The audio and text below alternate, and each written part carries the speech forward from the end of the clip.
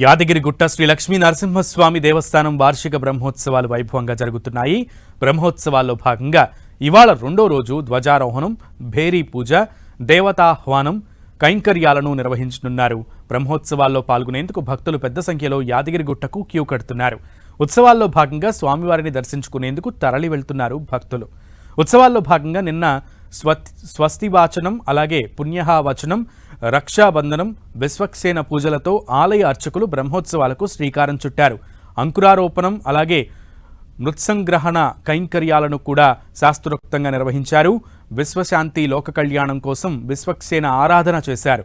బ్రహ్మోత్సవాలు నిర్విఘ్నంగా జరగాలని పూజలు చేశారు.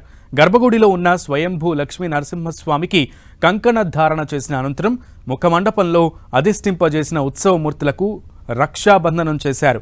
స్వామి అమ్మవార్లను ప్రత్యేకంగా తెప్పించిన పూలతో ముస్తాబు చేశారు. వజ్ర వైఢూర్యాలు, ముత్యాల హారాలు, బంగారు ఆభరణాలతో అలంకరించారు.